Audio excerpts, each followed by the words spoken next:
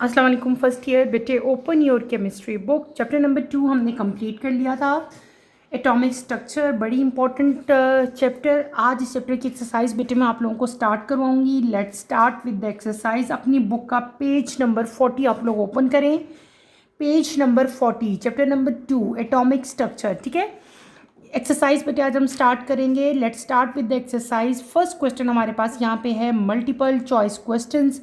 आपको एक क्वेश्चन दिया जाएगा और उसी से रिलेटेड 4 ऑप्शंस आपके पास होंगे। जो राइट ऑप्शन होगा, करेक्ट ऑप्शन होगा, उसी को आप लोगों ने टिक मार्क करना है। Let's start. नंबर 1 यहाँ पे हमारे पास क्या दिया हुआ है बेटे? The quantum number m of free gaseous atom is associated with. 4 options आपके पास है। आपका राइट ऑप्शन है part C, the spatial orientation of the orbital. C पे आप लोग यहाँ पे टिक मार्क करोगे, पार्ट सी पे। ठीक है, नेक्स्ट पे चलते हैं। Number 2, when 3D subshell is completely filled the next entering electron goes into. बेटे जब 3D सबशेल्स कंप्लीटली फिल्ड हो जाती हैं तो नेक्स्ट इलेक्ट्रॉन जो है वो किस जो है एंटर होंगे, किस शेल में। ये मैंने आपको अच्छी तरह से इलेक्ट्रॉनिक कॉन्फ़िगरेशन डिटेल से बेटे पढ़ाई थी। तो नेक्स्ट जो उसका एंट्रेंस होगी वो क्या होगी? That is 4p। सी पे आप लोग टिक लगाएंगे। ठीक है, नंबर 3 पे चलते हैं। Quantum number values for 2p orbitals are. Number 1, n is equals to 2, 1 is equals to 1। यहाँ पे आप नंबर ए पे जो है वो टिक मार्क करोगे। नेक्स्ट पे चलते हैं नंबर 4 पे। An electron having the set of values n is equals to 4, 1 is equals to l is equals to 0, ये l है। ठीक है, और m is equals to 0 and s is equals to plus 1/2 lies in 4s। ठीक है, इसको आप लोग क्या करोगे? 4s पे टिक लगाओगे। Part C is your right option. Next बेटे मूव करें पार्ट 5 पे। The quantum number values n, l, m for the 4th electron of beryllium atom R. Part B is your right option, 200. Number 6 है the correct order of first ionization energy is helium, fluorine, nitrogen, oxygen and magnesium. Part B is your right answer. B पे आप लोग टिक लगाएंगे। ठीक है, आगे बेटे move करते हैं। आप p orbital has the characteristic shape with how many lobes. तो 2 लोब्स होते हैं इसके। Part B is your right option. B पे आप लोग टिक मार्क करोगे। नेक्स्ट चलते हैं 8 पार्ट की तरफ। The 3p orbitals in a given energy level are oriented as mutually perpendicular to each other along the x, y and z axis. Part C is your right option. C पे आप लोग tick mark करेंगे। ठीक है, आगे चलते हैं part number 9 पे। How many d orbitals are there in a given energy level. आपने यहाँ पे बताने हैं बेटे कि कितने एनर्जी लेवल हैं इन डी ऑर्बिटल। तो इसका राइट ऑप्शन है पार्ट सी। सी पे आप लोगों ने यहाँ पे टिक मार्क करना है। 5 is your right answer. Next पे मूव करो part 10। What information does the principal quantum number n gives us about orbitals. That is size. Size के बारे में इंफॉर्मेशन देता है और ये साइज पे आप तो टिक लगाएंगे, यानी कि part A is your right option. Part 11 की तरफ मूव करते हैं। How many unpaired electrons are present in an atom of cobalt. तो right option is part B. B is your right option. 3, क्या इसका आंसर है? 3 आंसर है। Is that clear? MCQs बेटे हमारे कंप्लीट हो गए। अगले क्वेश्चन की तरफ मूव करते हैं। अगला क्वेश्चन हमारा है शॉर्ट आंसर क्वेश्चंस। कुछ क्वेश्चंस हमें यहाँ पे गिवन हैं, उनके आप लोगों ने डिटेल आंसर, डिस्क्रिप्टिव क्वेश्चन नहीं है, ये डिटेल आंसर आपने यहाँ पे नहीं लिखने होते। आपने to the point short answer जो हैं वो इनके देने होते हैं। लेट्स स्टार्ट बेटे। 1 बाय 1 तमाम के तमाम क्वेश्चन मैं आप लोगों को करवाऊंगी। ठीक है, जो ज़रा ज़्यादा टफ लगेगा वो मैं आपको रिटन फॉर्म में जो है वो दे दूँगी। ठीक है, ताकि आप लोग ईजिली इसको अपनी अपनी नोटबुक्स पे उतार लो और उसको प्रिपेयर कर सको। क्वेश्चन नंबर 2 है attempt the following short answer questions. और ये वाले क्वेश्चन आप लोग मस्ट प्रिपेयर किया करो क्योंकि ये आपके पेपर्स में ज़्यादा आते हैं जो आपकी एक्सरसाइज में होते हैं। पार्ट ए है there are 3 orientations of p orbitals due to 3 values of magnetic quantum number. Justify it. आपने इस आंसर को जस्टिफाई करना है। आप यहाँ पे क्या बताओगे कि जो मैग्नेटिक, बेटे हमने मैग्नेटिक क्वांटम नंबर मैंने आपको अच्छी तरह डिटेल से पढ़ाए हैं, आप अपनी बुक पे पीछे मैग्नेटिक क्वांटम नंबर पे जाओ, वहाँ पे भी आपको इसका आंसर इजीली मिल जाता है। मैग्नेटिक क्वांटम नंबर जो हैं they describe the orientation of orbitals in 3 dimensional space. पहले तो आप ये लिखेंगे, हमें ऊपर ही बताया, आप सिंपल क्या लिखोगे कि जो मैग्नेटिक क्वांटम नंबर होते हैं बेटे ये हमें क्या डिस्क्राइब करते हैं, दे डिस्क्राइब 3 ओरिएंटेशंस, ठीक है, इन 3 डायमेंशनल स्पेस। और जैसे कि पी सबशेल है, पी अगर हमारे पास हो तो वो किसके इक्वल है, that is subshell value for magnetic quantum number, और वो क्या होगी, +-1 होगी। उसकी 3 वैल्यूज होती हैं, एक +1 होती है, एक 0 होती है, एक -1 होती है। और इसी तरह जो m की वैल्यूज़ हैं वो जस्टिफाई करती हैं the presence of 3p orbitals, ठीक है। ऐसे ही मैंने आप लोगों को पढ़ाया था ना जब ये हमने जो मैग्नेटिक क्वांटम नंबर जब हमने पढ़े थे, ठीक है, मैंने आपको तब डिटेल से ये सब चीज़ें बताई थी, ठीक है। तो इसी चीज़ को आपने एज इट इज़ ही एक्सप्लेन करना है। हमने पढ़ा था ना, ये मैं छोटा सा यहाँ पे आपको रिटन फॉर्म में बताती हूँ। हमने क्या पढ़ा था जब हमने प्रिंसिपल क्वांटम नंबर पढ़े थे, तो मैंने आपको वहाँ पे बताया था कि m is equals to, m किसके इक्वल होता है, m इज इक्वल्स टू बेटे +-1, +-1। और यहाँ पे ये क्या था, सपोज करो इस तरह हम 3 शो करते हैं, ये क्या है +1, ये क्या है 0, ये क्या है -1, ठीक है। ये क्या हो जाएगा हमारा px, ठीक है, ये क्या हो जाएगा pz, और देन ये क्या हो जाएगा हमारे पास py। इसी तरह से मैंने आपको उस टाइम जब ये टॉपिक मैंने आपको पढ़ाया था तब मैंने आपको डिटेल से इसको एक्सप्लेन किया था। यही सारा कुछ आपने इसके आंसर में राइट करना है। क्लियर हो गया। अगले क्वेश्चन की तरफ चलते हैं बेटे, पार्ट बी। पार्ट बी आपका क्या है, यहाँ पे आपको दिया हुआ है I3 of magnesium is much more than 1-2, ठीक है। जस्टिफाई, आपने इसको जस्टिफाई करना है कि मैग्नीशियम की इलेक्ट्रॉनिक कॉन्फ़िगरेशन के बारे में आपसे यहाँ से पूछा गया है, ठीक है। 1 2 1 2 1 3 एंड 1 1। बेटे यहाँ पे आप पहले तो मैग्नीशियम की इलेक्ट्रॉनिक कॉन्फ़िगरेशन लिखोगे, फिर उसी को हम लोग जस्टिफाई करेंगे और उसी को हम एक्सप्लेन करेंगे। कैसे करेंगे, मेरे साथ साथ आप लोग इसको अपनी अपनी नोटबुक्स पे बेटे उतारो इस क्वेश्चन को, ठीक है। हम कर रहे हैं चैप्टर 2 का एक्सरसाइज का क्वेश्चन नंबर 2 का बी पार्ट में आप लोगों को करवा रही हूँ। पहले हमने क्या कर लिया, ए कंप्लीट किया, now we will move toward part B. Part B में हमारे पास आता है मैग्नीशियम, ठीक है।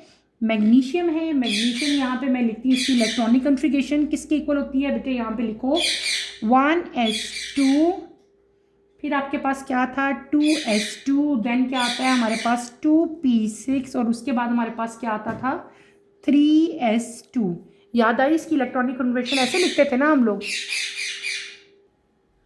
ओके। आपने ये इलेक्ट्रॉनिक कॉन्फ़िगरेशन लिखी, फिर आपने यहाँ पे बताना है कि मैग्नीशियम जो है बेटे, magnesium has 2 valence electrons, has 2 valence electrons, यहाँ पे हम मेंशन करेंगे, ठीक है। मैं आपको राइट करवा देती हूँ। अब क्या होता है कि ये जो 2 इलेक्ट्रॉन्स हैं दे आर रिमूव्ड ईजिली, इनको हम लोग ईजिली रिमूव कर सकते हैं, ये भी आप यहाँ पे राइट करोगे। मैग्नीशियम जो है जब 2 इलेक्ट्रॉन रिमूव कर देता है तो मैग्नीशियम बिकम, ये क्या बन जाएगा बेटे, आपको पता है जो इलेक्ट्रॉन देते हैं उनके ऊपर कौन सा चार्ज आ जाता है, पॉजिटिव चार्ज आ जाएगा ना, तो ये क्या हो जाएगा प्लस हो जाएगा। इज दैट क्लियर, क्यों, क्योंकि इसने 2 इलेक्ट्रॉन रिमूव कर दिए, ठीक है। मैं यहाँ पे लिख देती हूँ बिकॉज 2 इलेक्ट्रॉन्स आर रिमूव्ड,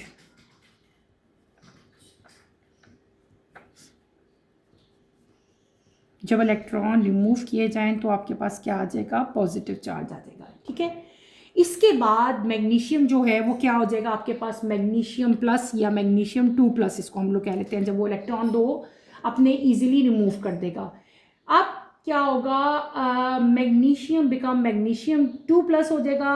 अब इसकी जो इनर शेल है वो क्या हो जाएगी, स्टेबल हो जाएगी, क्या हो जाएगी, स्टेबल हो जाएगी, और हमें मोर एनर्जी जो है वो रिक्वायर्ड होगी to remove the 3rd electron, यानी कि अब ये स्टेबल हो गया, नाउ इट बिकम स्टेबल। अब आप लिख सकते हैं नाउ इट बिकम स्टेबल, ठीक है। अब हमें क्या होगा कि इसका थर्ड इलेक्ट्रॉन रिमूव करने के लिए हमें ज़्यादा एनर्जी रिक्वायर्ड होगी। ठीक है, ये सारा कुछ जो कुछ मैं आपको बता रही हूँ ये आपने यहाँ पे राइट करना है।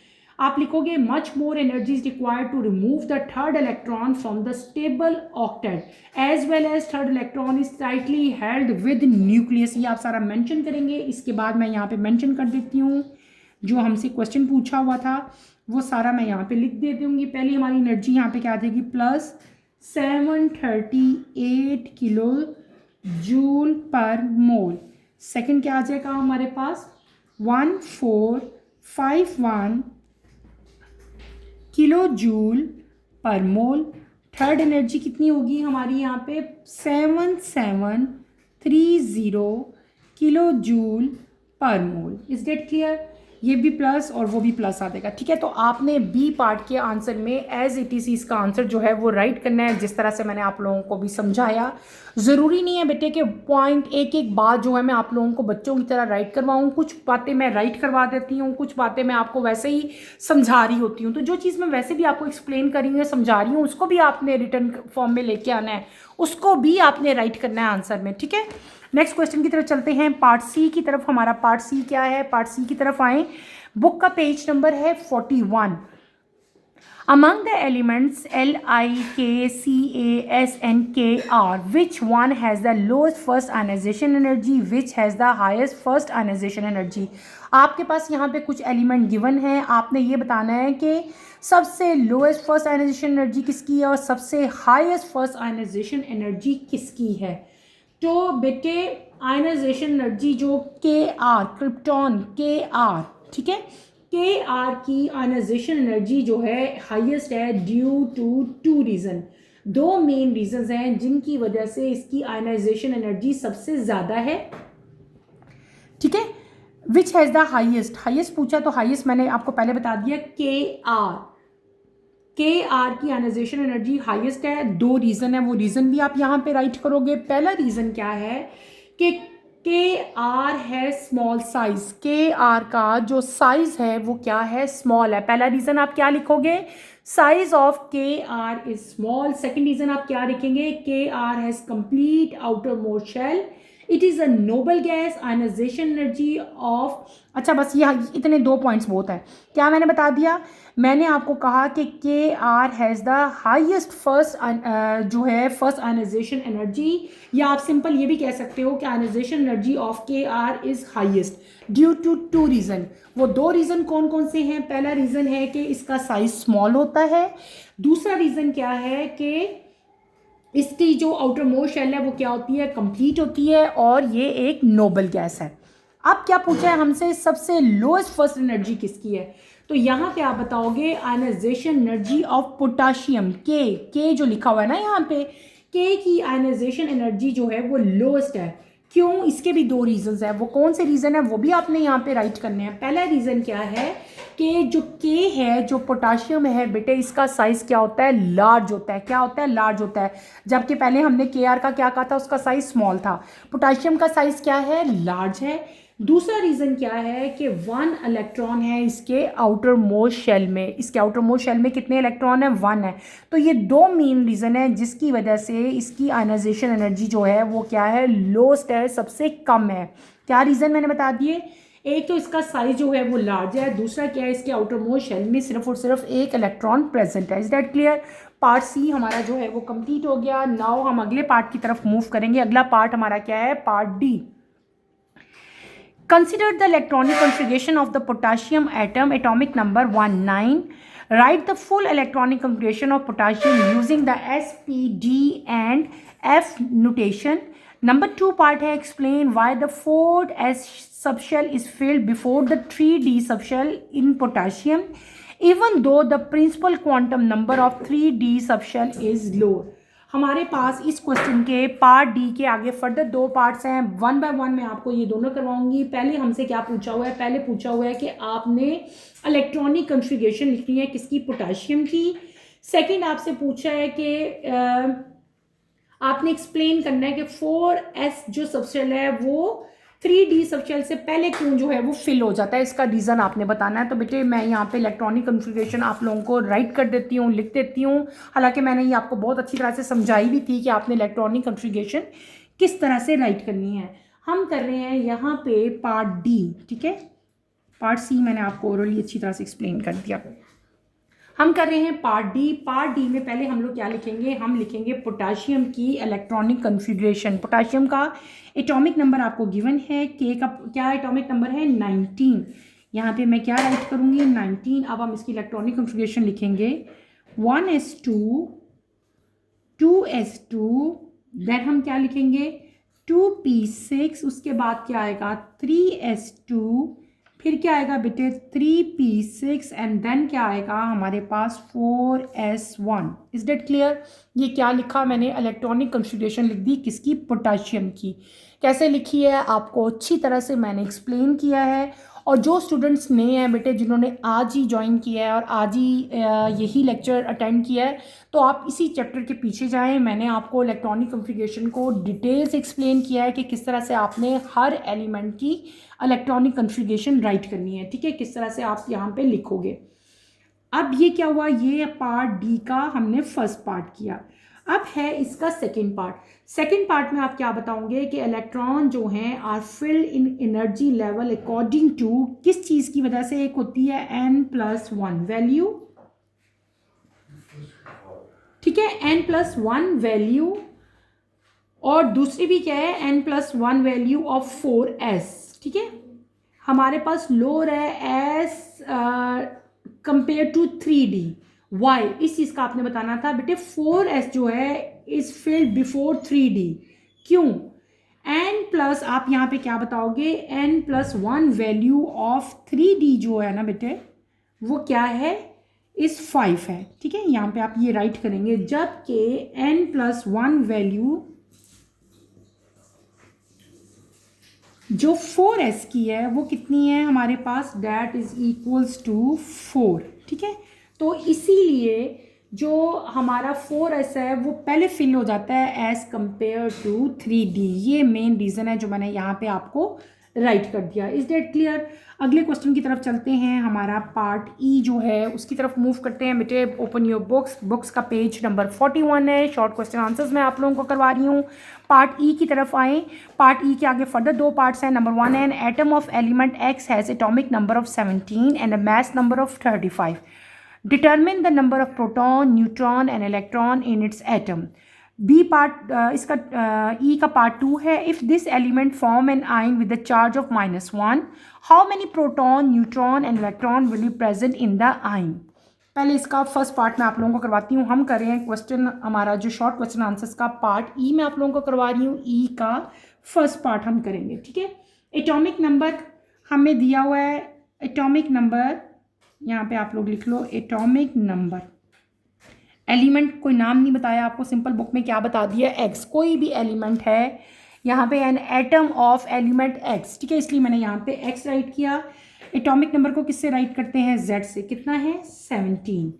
अब आता है अगला, मैस नंबर हमें गिवन है यहाँ पे, mass number of x. Mass number को किससे राइट करते हैं, ए से। वो कितना गिवन है आपको 35। आपने number of proton, number of neutron and number of electron आपने बताने हैं यहाँ पे, ठीक है। आप सिंपल यहाँ पे हम बताएंगे नंबर ऑफ प्रोटॉन अब कितने हैं।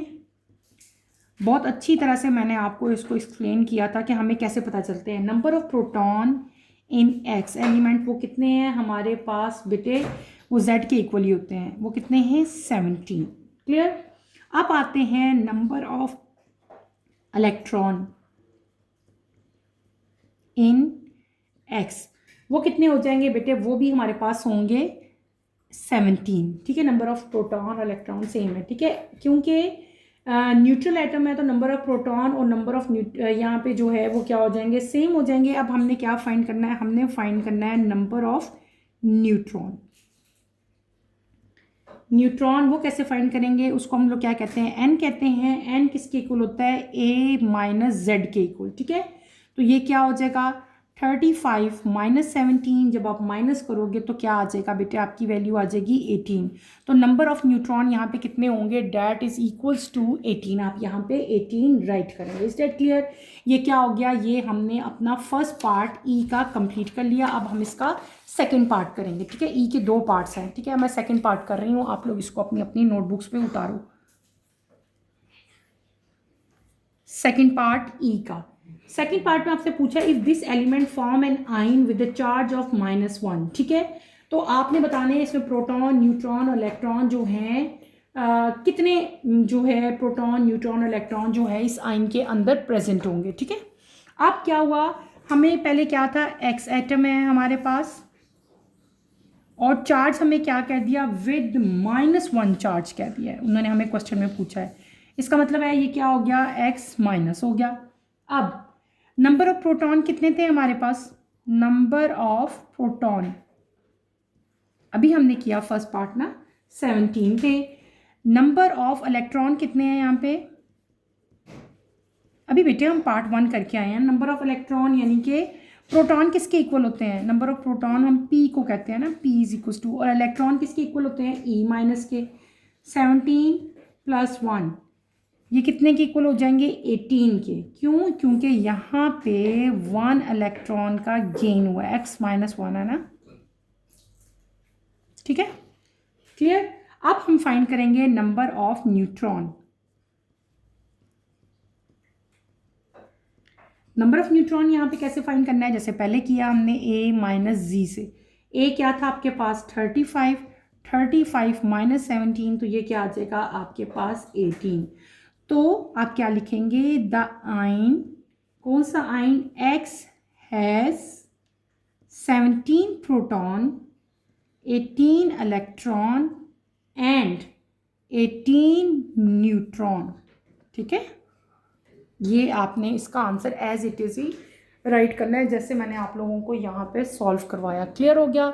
अगले क्वेश्चन की तरफ बेटे चलते हैं। अगला क्वेश्चन हमें दिया हुआ है पार्ट एफ। ठीक है, पार्ट एफ, ई हमारा कंप्लीट हो गया, पार्ट एफ की तरफ चल रहे हैं हम। अपनी बुक्स ओपन करें, पेज नंबर 41 पे आओ। पार्ट एफ देखो यहाँ पे, in the ground state of mercury Hg18, इसके आगे फर्दर 4 पार्ट्स हैं। How many electron occupy atomic orbitals with n = 3, how many electron occupy 4d atomic orbital, how many electron occupy 4pz atomic orbitals, how many electron in the valence shall have spin up s = -1/2।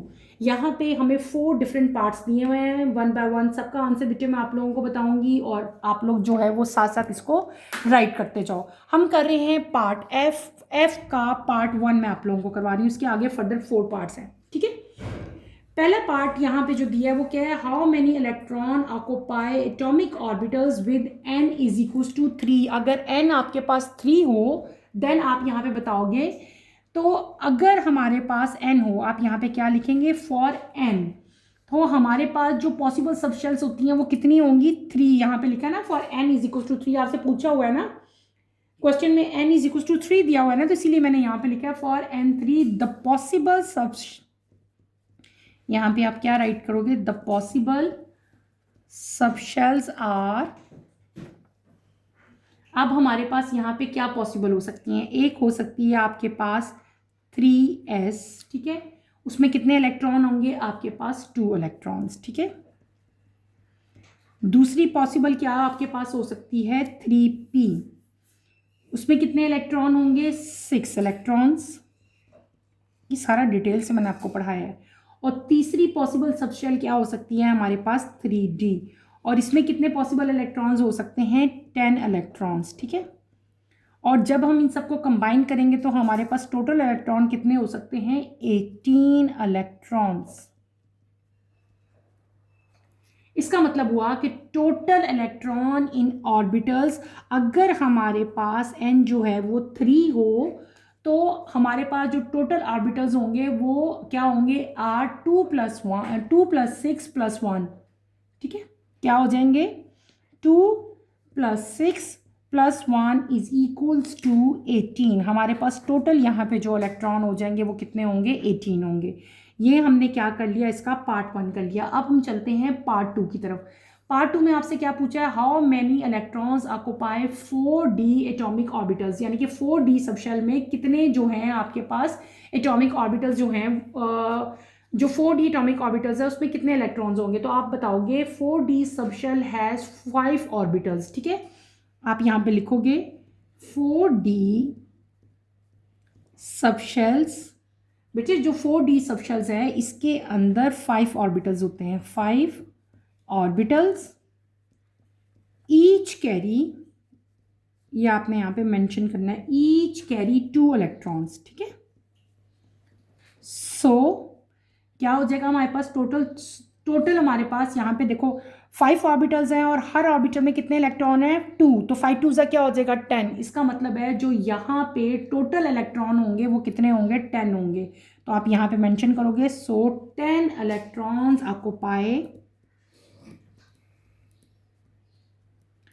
Occupy 4d orbital of mercury, यानी कि Hg जो हमसे पूछा था question में, ठीक है।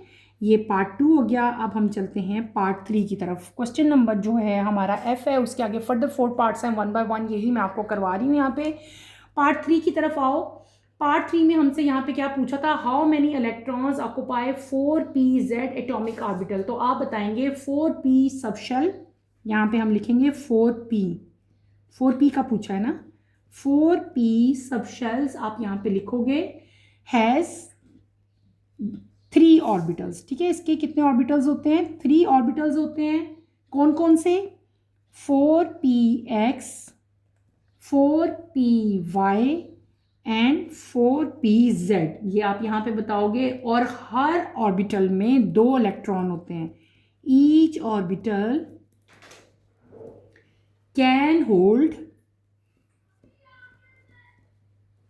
2 electrons. बेटे यहाँ पे आप मेंशन करेंगे तो टोटल कितने हो गए, इसका मतलब हो गया कि 2 इलेक्ट्रॉन्स ऑक्युपाई 4pz, यानी कि इसमें कितने हो जाएंगे 2 इलेक्ट्रॉन्स होंगे। तो आप यहाँ पे क्या लिखोगे, hence 2 electrons occupy 4pz orbital. Clear, ये इसका आंसर हो गया। अब इसी क्वेश्चन के 4th पार्ट की तरफ हम मूव करेंगे। 4th पार्ट में हमसे क्या पूछा है, how many electrons have spin up s is equal to plus 1/2। तो यहाँ पे आप क्या बताओगे, वैलेंस शेल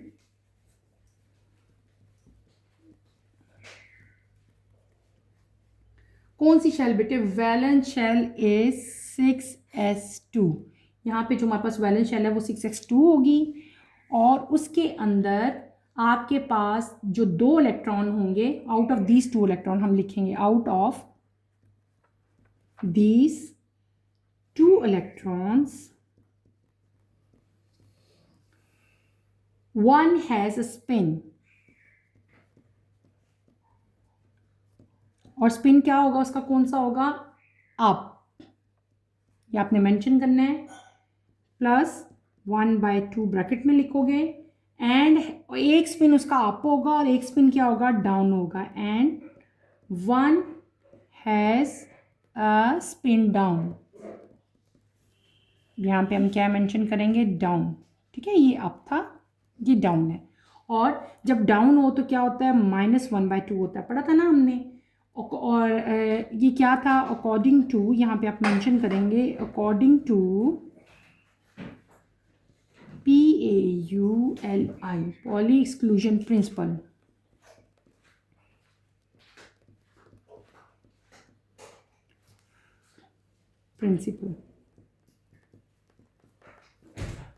क्लियर, ये आपने एज इट इज़ इसका आंसर राइट कर देना है। F था हमारे पास, F के आगे फर्दर 4 पार्ट्स थे, पार्ट 1 2 3 4 सारे के सारे मैंने आपको यहाँ पे रिटन फॉर्म में बेटे कंप्लीट करवाए। ये सारे आप लोग अपनी अपनी नोटबुक्स पे उतारो और इनको आपने अच्छी तरह से प्रिपेयर करना है। नेक्स्ट क्वेश्चन की तरफ मूव करते हैं। नेक्स्ट क्वेश्चन है हमारा F के बाद बेटे G आ रहा है। जी क्वेश्चन है, the successive ionisation energies for an unknown element. आपको यहाँ पे डिफरेंट टाइप की आयनाइजेशन एनर्जीज दी हुई हैं, ठीक है। To which family in the periodic table does the unknown element most likely belong? ठीक है, आपने ये बताना है ये कहाँ किस किस से जो है वो बिलोंग करते हैं। तो यहाँ पे आप क्या बताओगे बेटे? डिफरेंट टाइप की आयनाइजेशन एनर्जीज हमें दी हुई है ना। अब देखो बेटे, आपने इन आयनाइजेशन एनर्जीज को देखते हुए आपने बताना है कि जो अननोन एलिमेंट है वो किस फैमिली से बिलोंग करता है पीरियोडिक टेबल में, ये आप यहाँ पे बताएंगे। अगर यहाँ पे आप लोग और करो तो आयनाइजेशन एनर्जी जो डाटा हमें दिया हुआ है, a large jump in ionisation energies occur between I2 and I3। ये I2 और ये I3, देखो ये 1752 है और ये क्या है 14807। यहाँ पे सबसे ज़्यादा इंक्रीज आया है I2 और I3, यानी कि सेकेंड आयनाइजेशन एनर्जी और जो थर्ड आयनाइजेशन एनर्जीज है इन दोनों के दरमियान में काफ़ी ज़्यादा इंक्रीज आया है। ठीक है, आप ये यहाँ पे ऐसे ही राइट करेंगे, from ionisation energy given below large jump in ionisation energy occur between I2 and I3, यानी कि 1752 और 14807 में ज़्यादा इंक्रीज आया है। दैट्स वाई ये चीज़ क्या इंडिकेट करती है? ये इंडिकेट करती है रिमूवल ऑफ 2 इलेक्ट्रॉन ईजिली। और इसका मतलब क्या हुआ कि जो अननोन एलिमेंट है इट हैज़ 2 वैलेंस इलेक्ट्रॉन। इसका मतलब क्या हुआ कि जो अननोन एलिमेंट है इट हैज़ 2 वैलेंस इलेक्ट्रॉन। आप क्या कहोगे? इट हैज़ 2 वैलेंस इलेक्ट्रॉन और it belong to alkaline earth metal. ये किससे बिलोंग करता है? इट बिलोंग टू, आपसे पूछा था ना कि किससे बिलोंग कर रहा है, तो आप क्या लिखेंगे? It belongs to alkaline earth metal, यानी कि ये ग्रुप 2 से बिलोंग करता है। Is that clear? यही आपने इसके आंसर में मेंशन करना है। आगे हमारे पास जी ही का बेटे सेकंड पार्ट भी दिया हुआ है। ठीक है, आपके पास यहाँ पे पार्ट है हमारे पास, consider the following ionisation energies for aluminium. यहाँ पे आपको डिफरेंट टाइप के रिएक्शंस दिए हुए हैं, डिफरेंट टाइप की आयनाइजेशन एनर्जीज दी हुई हैं एल्युमिनियम की। आगे फर्दर आपके पास इसके 3 पार्ट्स हैं, 1 बाय 1 आपने सारे बताने हैं। पहले है account for the trend in the values of ionisation energy. B है explain the large increase from I3 to I4। फिर आपके पास है list the 4 aluminium ions given in order of increasing size and explain your ordering. ठीक है, 1 bye 1 मैं आपको सारे यहाँ पे करवाती हूँ पार्ट। ठीक है, हम कर रहे हैं यहाँ पे अपना पार्ट जो जी है उसका सेकंड पार्ट कर रहे हैं। फर्स्ट हमने कर लिया, उसका हम सेकंड पार्ट कर रहे हैं। ठीक है, सेकंड पार्ट के आगे हमारे पास फर्दर 3 पार्ट्स हैं, 1 बाय 1 मैं आपको करवाऊंगी। पहले हम चलते हैं इसके पहले पार्ट की तरफ। पहला हमें यहाँ पे क्या दिया? Account for the trend in the values of the ionisation energy. आप इन आयनाइजेशन की जो वैल्यूज आपको दी हैं इनको अगर आप लोग गौर करो इन पे तो आपको पता चलेगा बेटे कि आयनाइजेशन एनर्जी जो एल्युमिनियम की हैं बेटे वो I1 से I4 यानी कि फर्स्ट आयनाइजेशन एनर्जी से फोर्थ आयनाइजेशन एनर्जी पे, तो बुक की तरफ गौर करो। यहाँ पे कितनी थी? 580। एंड पे जाओ तो ये कितनी है? 11600, यानी कि ये इंक्रीज हो रही है। यहाँ पे जो ट्रेंड आपको नजर आ रहा है वो क्या हो रहा है कि इंक्रीज हो रही है। तो आप यहाँ पे क्या मेंशन करेंगे कि ionisation energy value for A यानी कि एल्युमिनियम की जो है इंक्रीज है फ्रॉम I1 टू I4। ये क्यों है? Because with each electron remove the remaining electron experience a strongest effective nuclear charge. ये स्ट्रॉन्गर इफेक्टिव न्यूक्लियर चार्ज की वजह से है। ये मैं आपको यहाँ पे रीजन लिख देती हूँ। आप क्या लिखोगे? Ionisation energy. ठीक है, हम यहाँ पे क्या लिख लेंगे? आयनाइजेशन एनर्जी जो है बेटे वो हमारी क्या हो रही है? यहाँ पे इंक्रीज हो रही है। Ionisation energy value increases. अब आपने यही बताना है कि वो इंक्रीज क्यों हो रही है, आपसे यही पूछा है ना, ट्रेंड क्या है यहाँ पे। तो आप क्या लिखोगे? This is because, this is because with each electron removed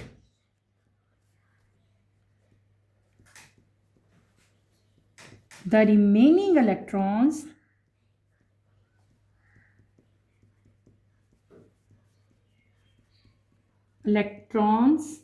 experience a stronger effective nuclear charge, effective nuclear charge. Clear. और जो इसका हम ट्रेंड लिखेंगे, हम क्या लिखेंगे, I1 I2, फिर क्या लिखोगे I3, देन आप यहाँ पे क्या मेंशन कर देंगे I4। Is that clear. ये आपने एज इट इज़ ही लिख देना है, ठीक है। ये इलेक्ट्रॉन जो है ये स्ट्रॉन्गर इफेक्टिव न्यूक्लियर चार्ज की वजह से जो है इनकी वैल्यूज़ इंक्रीज होती हैं। अब हम चलेंगे इसके सेकेंड पार्ट की तरफ। सेकेंड पार्ट में बेटे आपसे क्या पूछा है, सेकेंड पार्ट में उन्होंने पूछा explain the large increase between I3 and I4। मैंने आपको यहाँ पे बताया है कि थर्ड और फोर्थ में जो है वो सबसे ज़्यादा इंक्रीज़ है। क्यों है सबसे ज़्यादा इंक्रीज़, उन्होंने ये पूछा है, ठीक है। तो आप क्या बताओगे कि ये जो सिग्निफिकेंट इंक्रीज़ हुआ है I3 से I4 में, ये क्या इंडिकेट करता है। मैं सिंपल बात बताऊंगी, इट इंडिकेट्स, आपने पूरा लिखना है यहाँ पे, आप पूरा मेंशन करेंगे the significant increase from I3 to I4 for aluminium indicates that the fourth electron बेटे इज बीइंग रिमूव्ड। ठीक है, यहाँ पे आप क्या मेंशन करोगे, is being removed from full inner shell. ठीक है, ये थोड़े से टफ थे इसलिए मैंने आपको यहाँ पे लिख दिए। आगे हम यहाँ पे लिख देते हैं, मेंशन कर देते हैं Al13।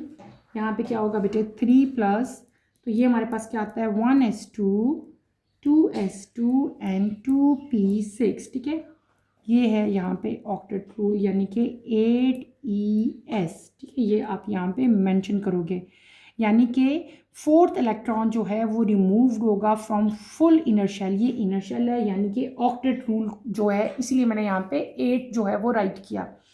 अब ये हमारा सेकंड पार्ट हो गया। अब हम चलते हैं थर्ड पार्ट की तरफ। थर्ड पार्ट पे हमसे क्या पूछा है, list the 4 aluminium ions given in order of increase in size, explain your ordering. मैं यहाँ पे आपको ऑर्डर मेंशन कर देती हूँ। Al4+, यहाँ पे हम क्या मेंशन करेंगे, Al3+, आगे फर्दर मूव करेंगे Al2+, देन यहाँ पे क्या आ जाएगा, एल्युमिनियम प्लस आ जाएगा। अब इसके जो रीजंस हैं वो भी आपने यहाँ पे मेंशन करने हैं, मैं आपको ओरली बताऊंगी, आप लोग खुद राइट करोगे।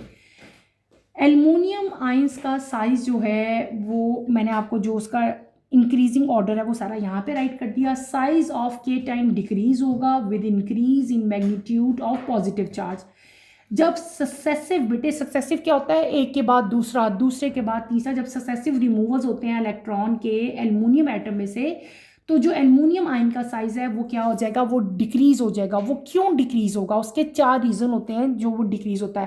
पहला रीजन क्या होता है कि न्यूक्लियर चार्ज का जो इफेक्ट है वो क्या होता है, ग्रेटर होता है। आप क्या लिखोगे, greater effective nuclear charge. Number 2 हम क्या लिखेंगे, यहाँ पे जो न्यूक्लियर पुल है वो भी क्या होता है, ग्रेटर होता है।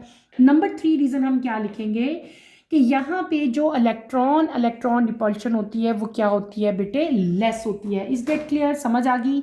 ये हमारा यहाँ पे थर्ड पार्ट भी मैंने आपको बता दिया, कंप्लीट कर दिया। ठीक है, इसके टोटल हमारे पास यहाँ पे 3 ही पार्ट्स थे। अगले क्वेश्चन की तरफ मूव करते हैं बेटे, अपनी बुक की तरफ आओ, पेज नंबर 42। क्वेश्चन हमारा है शॉर्ट क्वेश्चन आंसर्स, पार्ट है एच पार्ट के आगे फर्दर फिर 2 पार्ट्स हैं हमारे पास। State the general order of filling orbitals up to 4p subshell. Number 2 है explain why the 4s subshell is filled before the 3 subshell according to Aufbau principle. Aufbau principle मैंने आपको बहुत डिटेल से समझाया था। ठीक है, पहले क्वेश्चन, इसके पहले पार्ट की तरफ आते हैं। पहला पार्ट क्या है, state the general order of filling orbitals up to 4p subshell. ये ऑर्डर बेटे मैं आपको यहाँ पे राइट कर देती हूँ एज इट इज। इसको देके आप लोग अपनी अपनी नोटबुक्स पे उतार लो। हम कर रहे हैं पार्ट एच। ठीक है, एच मैं आपको करवा रही हूँ। एच के आगे फर्दर 2 पार्ट्स हैं। पहले पार्ट का ऑर्डर मैं आपको यहाँ पे लिखवाऊंगी कि जो जर्नल ऑर्डर है filling of electron up to 4p subshell. ठीक है, अकॉर्डिंग टू अफबा प्रिंसिपल मैं यहाँ पे लिखवाऊंगी आपको 1s 2s, उसके बाद क्या आ जाएगा 2p, फिर क्या आएगा 3s, फिर क्या आएगा हमारे पास 3p, देन आपके पास क्या आएगा 4s, 4s के बाद क्या आएगा, 3d आएगा, और देन आपके पास क्या आ जाएगा, 4p आ जाएगा। क्वेश्चन में आपसे पूछा हुआ था कि आपने इनका ऑर्डर लिखना है अप टू 4p तक लिखना है, वही मैंने यहाँ पे लिखा है बेटे। ये मैंने आपको पूरा ऑर्डर अफबा प्रिंसिपल बहुत डिटेल से आप लोगों को एक्सप्लेन किया था। जिसको समझ नहीं आ रही वो आप उसी लेक्चर पे जाए, अफबा प्रिंसिपल वाले पे, ठीक है। इसका मतलब आपने आगे फर्दर लिखना भी, जो एस सबशेल है इसमें 2 इलेक्ट्रॉन अकोमोडेट कर सकते हैं, जो डी है इसमें कितने कर सकते हैं, मैक्सिमम 10 इलेक्ट्रॉन जो है अकोमोडेट कर सकते हैं, और जो एफ शेल होती है उसमें टोटल कितने हमारे पास मैक्सिमम हो सकते हैं, 14 हो सकते हैं। ये आपने यहाँ पे मेंशन करना था, ठीक है, क्लियर हो गया। अब इसी का जो सेकंड पार्ट है, आपसे पूछा है कि explain why the 4s subshell is filled before the 3d according to Aufbau principle, ठीक है। इसी का सेकंड पार्ट मैं आप लोगों को करवा रही हूँ। अब आप यहाँ पे क्या बताओगे कि इलेक्ट्रॉन जो हैं वो फिल होते हैं according to increasing energy of subshell, यानी कि n+1 वैल्यू जो होती है ना, उसके लिहाज से आपके जो इलेक्ट्रॉन्स हैं वो फिल हो रहे होते हैं, ठीक है। यहाँ पे हम एक टेबल ड्रॉ करेंगे, आपकी बुक में भी टेबल बना हुआ है, मैं भी ड्रॉ कर देती हूँ आपको। सबशेल्स n, ठीक है, और यहाँ पे क्या आ जाएगा, n+1 आ जाएगा। यही टेबल आप ड्रॉ करोगे। यहाँ पे हम लिखते हैं 3d, यहाँ पे आप लोग क्या लिखोगे, 4s, ठीक है। इनका n नंबर कितना है, 3, इसका n नंबर कितना है, 4। यहाँ पे क्या आ जाएगा, 2 आ जाएगा। यहाँ पे क्या आ जाएगा बेटे, 0 आएगा। यहाँ पे क्या आ जाएगा, 3 + 2 = 5, और यहाँ पे क्या आएगा, 4 + 0 = 4। इसका मतलब क्या हुआ कि जो 4s है, 4s हैज़, आप नीचे यहाँ पे लिखोगे 4s has lower n+1 value, n lower है ये, n+1 वैल्यू देन 3d, ठीक है। सो यही वजह है कि जो 4s है इज फिल्ड फर्स्ट, वो पहले फिल्ड होगी, ठीक है। ये आपने इसी तरह ही टेबल ड्रॉ कर लेना है, ठीक है।